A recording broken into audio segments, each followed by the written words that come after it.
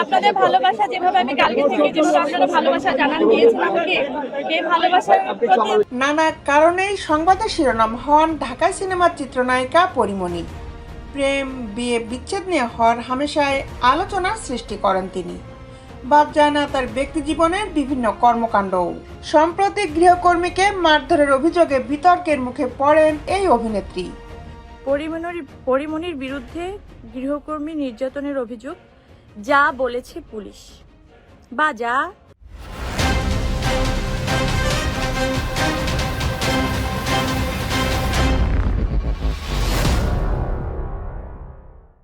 এই ঘটনায় পরীমণির নামে মারধরের অভিযোগে থানায় জিডি দায়ের করা হয়, যেখানে পিঙ্কি আক্তার নামের সেই গৃহকর্মী দাবি করেন নায়িকার 1 বছরের কন্যা সন্তানকে খাবার খাওয়ানোকে কেন্দ্র করে তাকে মারধর করেন পরী। এরপর গণমাধ্যমেও পরীমণির ব্যক্তি জীবন নিয়ে বিভিন্ন আপত্তিকর মন্তব্য করেন সেই তরুণী। পরীমণির কাছে আমারও তো প্রশ্ন, সৌরভ ওর কি হয়, ও কার সাথে রিলেশন করে, কার সাথে শুইতে যায়, কার সাথে কি করে, ওটা হচ্ছে ওর পার্সোনাল বিষয়। সৌরভ নাকি ওর আগের জামাই। যেখানে উঠে আসে সঙ্গীত শিল্পী শেখ সাদির নাম। বহুদিন ধরেই এই গায়কের সঙ্গে নায়িকার প্রেমের গুঞ্জন শোনা যাচ্ছে শোবিজ পাড়ায়। পরীমণির ফেসবুকেও পরোক্ষভাবে বিভিন্ন সময় এই গায়কের সঙ্গে ছবি কিংবা সাদিকে উদ্দেশ্য করে নানা ধরনের স্ট্যাটাসের দেখা মিলেছে, যেখানে তাদের সম্পর্কের মধুর রসায়ন ভক্তদের চোখে পড়েছে। সম্প্রতি সময়ে সময়ে সাদির প্রসঙ্গে যেন পুরোপুরি নীরব থাকেন পরীমণি।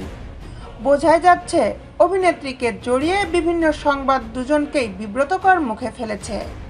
সাদি পরীর সম্পর্কের বর্তমান সমীকরণ যেটাই হোক না কেন, সম্প্রতি এই নায়িকার 2টি ফেসবুক পোস্ট আবারও আলোচনার ঝড় তুলেছে। 2টি স্ট্যাটাসই রহস্যময় বার্তা দিতে চেয়েছেন পরীমণি, যেখানে কোনো কিছুই স্পষ্ট করেননি তিনি। তবে নেটিজেনরা সেই স্ট্যাটাসেও শেখ সাদি প্রসঙ্গই টেনে এনেছেন।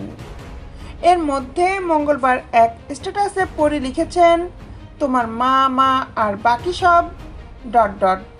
এরপর বুধবার এক শব্দের এক স্ট্যাটাসে অভিনেত্রী লিখেছেন ব্ল্যাকমেইলার। যদিও এই 2 স্ট্যাটাসের রহস্য খোলাসা করেননি পরীমণি, তবে নেটিজেনদের মন্তব্য তো আর বন্ধ করতে পারেননি। 2 স্ট্যাটাসই ঝড়ের গতিতে শেয়ার হয়েছে ফেসবুকে বিভিন্ন অ্যাকাউন্ট গ্রুপে, যেখানে কেউ কেউ বলেছেন হয়তো কাউকে উদ্দেশ্য করেই এই বার্তা দিয়েছেন পরী। কেউ লিখেছেন নায়িকা তাহলে ব্ল্যাকমেইলের শিকার হচ্ছেন। কারো আবার মন্তব্য, হয়তো পরবর্তী কোনো সিনেমা কিংবা ওয়েব সিরিজের প্রচারণায় এই পন্থা বেছে নিয়েছেন পরী। ব্যক্তি জীবনে নতুন কোনো সমস্যার সম্মুখীন হলেন তিনি, সেই উত্তরটাই হয়তো সময়ই বলে দেবে।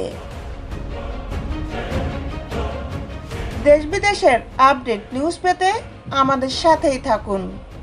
Justice television, Dhaka.